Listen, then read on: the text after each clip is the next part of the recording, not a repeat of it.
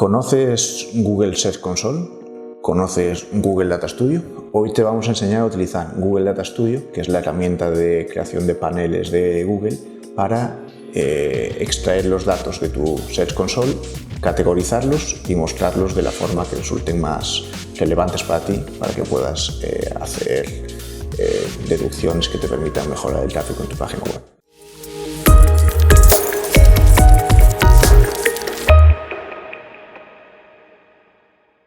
Hola, soy Miguel Carreira y trabajo como SEO Senior aquí en el Apps Consulting. Hoy vamos a hablar de Google Data Studio, de Search Console y de cómo utilizar Data Studio para extraer y clasificar los datos dentro de la Search Console. Recuerda que dentro de nuestro canal tienes este y otros vídeos en los que vas a aprender distintos contenidos acerca de marketing digital, así que si te interesan, suscríbete a nuestro canal. Google Data Studio es la herramienta de creación de paneles de Google. Es una herramienta que se ha hecho bastante popular en los últimos años, entre otras cosas porque tiene una serie de ventajas respecto a su competencia. Una, y no es la menor, es que Google Data Studio es gratuita, es decir, pone a disposición de los usuarios que ya estén utilizando en Google Analytics, por ejemplo, una herramienta con la que ellos van a poder vincular distintas fuentes de datos para mostrarlos, compararlos, etc.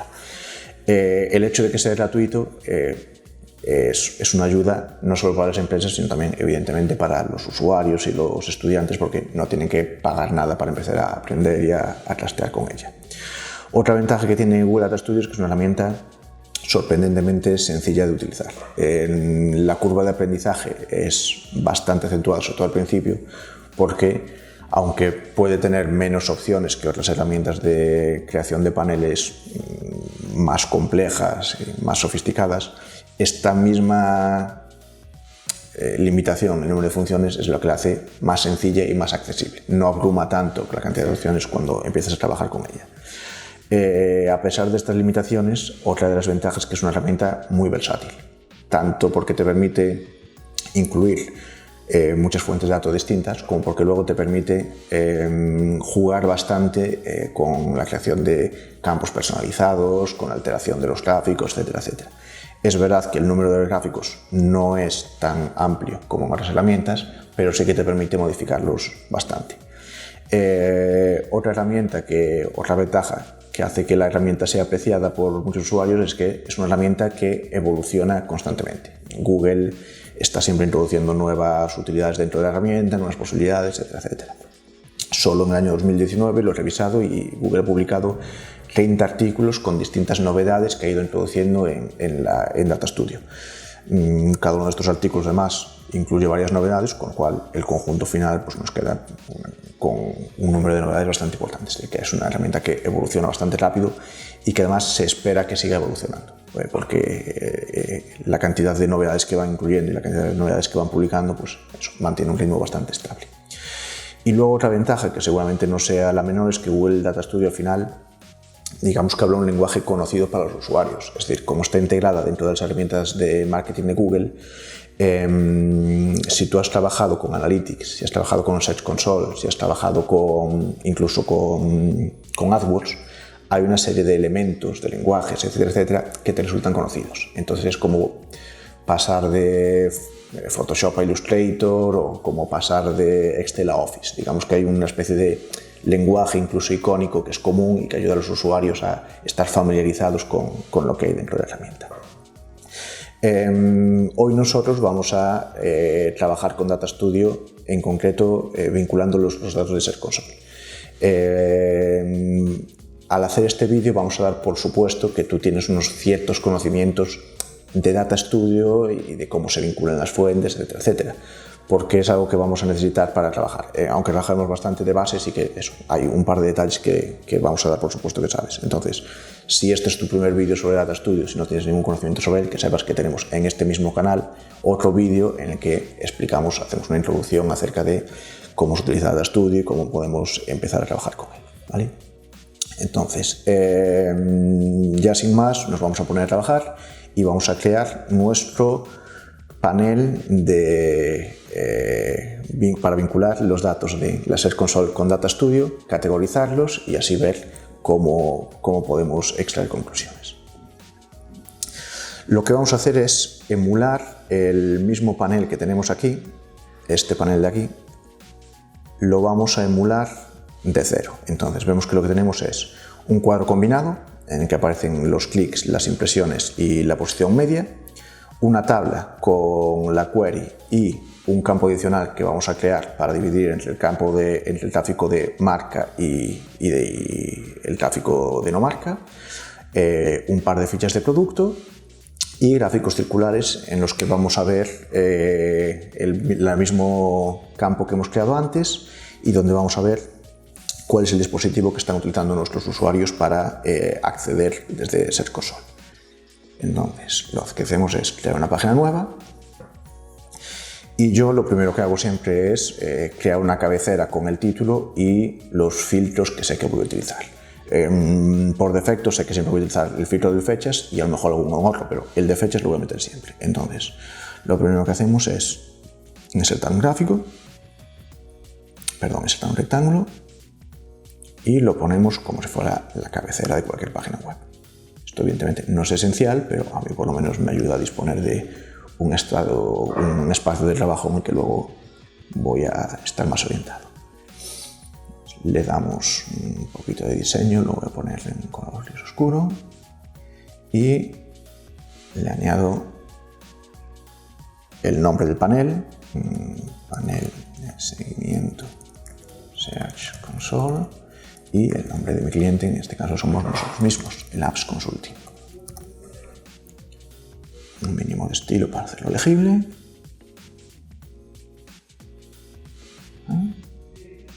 Y ya nos podemos poner a trabajar. Okay, vale, y le voy a añadir lo que os decía antes. Le voy a añadir el filtro del calendario, porque luego así con esto vamos a poder ver para qué fechas afectan nuestros datos. Aquí me gusta también darle un poquito de estilo, lo vamos a poner esto blanco y le voy a dar un borde un poquito redondeado que quede más moderno. Vale, entonces el primer gráfico que teníamos, decíamos que era un cuadro combinado. Vamos a añadir gráfico y aquí tenemos dentro de líneas el gráfico combinado, porque vamos a poner tanto barras como líneas. Creamos aquí y vemos que ya tenemos agregada nuestra fuente de datos. En este caso, la fuente de datos es Search Console y sé que es importante que os acordéis que cuando seleccionamos la Search Console vamos a cogerla por URL, porque vais a tener dos opciones, ¿vale? En este caso creamos la Search Console y la dimensión que le vamos a dar. Como queremos que nos muestre la evolución de los clics y las impresiones a lo largo del tiempo, pues entonces la dimensión obviamente va a ser fecha. Podemos poner la dimensión tanto buscándola aquí como arrastrándola desde los campos disponibles que tenemos en la barra de la derecha. De hecho lo voy a hacer así, si me deja, que me debería dejar, ahí lo tenemos. Y ya tenemos una línea con las fechas. ¿Qué pasa? Que ahora está desordenado porque está ordenado por clics. Vale, pues nos vamos aquí y también en ordenar le decimos que me lo ordene por fechas y que el orden sea ascendente. De forma que, ahí está, empezamos el 20 de noviembre y acabamos a día de hoy. ¿Cuál es el problema de la Search Console? El problema es que al final, si has trabajado antes con Data Studio, por ejemplo con Analytics o prácticamente con cualquier otra fuente de datos, normalmente el problema es escoger entre todas las métricas y dimensiones que tenemos cuál es la buena. Aquí es el contrario. Luego tenemos muy poquitas métricas y muy poquitas dimensiones. Solo tenemos 4 métricas distintas y con esto tenemos que jugar. ¿Qué pasa? Que son pocos datos, pocas métricas, pero son muy valiosas porque son realmente la información acerca de cómo están llegando los usuarios orgánicos a nuestra página web. Así que lo que vamos a tener que hacer es sacar el máximo rendimiento posible. Vamos a meter los clics y las impresiones y le voy a añadir también el CTL. Perfecto. Lo vemos aquí, pero nuestro problema ahora es ese, que al final evidentemente las métricas de impresiones y las métricas de clics van a ser muy distintas. Tenemos siempre muchas más impresiones que clics. ¿Qué tenemos que hacer? Pues nos vamos a estilo y le decimos que en este caso los clics me los muestre en la barra de la derecha y así en el eje de la derecha. Y así ya tenemos los clics aquí perfectamente visibles en contraposición a las impresiones. El CTR la verdad es que, claro, así no se ve y lo voy a quitar porque de hecho no se lo suelo meter, ya que el CTR al final, de cierto modo, es deducible más o menos intuitivamente a partir de las clics y las impresiones. Vale, ahora vamos a poner una tabla con nuestras queries y esta clasificación que hemos dicho antes de las queries en marca y no marca. Entonces seleccionamos una tabla, la metemos aquí y en esta tabla pues lo mismo. Fuente de datos, me va a poner automáticamente la última que haya escogido. Dimensión, vamos a escoger como dimensión principal la query porque es lo primero que quiero ver. ¿Qué búsquedas están haciendo los usuarios para entrar en mi página web? Métricas, le metemos clics, añadimos también las impresiones igual que antes y ahora es cuando le vamos a añadir este campo extra que os comentaba antes. Nos interesa distinguir muchas veces cuál es el tráfico de marca y el tráfico de no marca, básicamente porque el tráfico de marca hasta cierto sentido es un tráfico casi cautivo, ¿no? O sea, es gente que nos está buscando, lógicamente el tráfico orgánico, si no hay nada que esté muy mal, debemos captarlo. Entonces nos interesa distinguir entre los dos.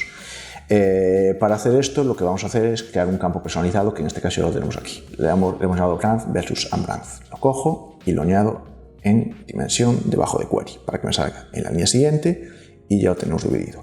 ¿Cómo lo hemos creado? Pues os enseño ahora mismo. Vamos a crear campo, en este caso lo tendríamos que crear aquí en crear campo, pero nosotros ya lo tenemos creado, así que vamos a ir a todos los campos, lo editamos y os enseño cómo lo hemos hecho. Le damos un nombre al campo y utilizamos la fórmula case. Tenemos la fórmula case seguida de un when encuentre esta expresión regular para la búsqueda y labs, entonces me lo incluyes dentro de brand. Aquí, aparte, quiero que me clasifique aquellas búsquedas que están relacionadas con el SEO. Entonces también, cuando la expresión regular, cuando la búsqueda coincida con el término SEO, entonces me lo clasificas dentro de SEO. Le damos a listo, ya está. Importante, siempre tiene que acabar con un else y con la categoría en la que queremos que incluya todo el tráfico que no está aquí incluido.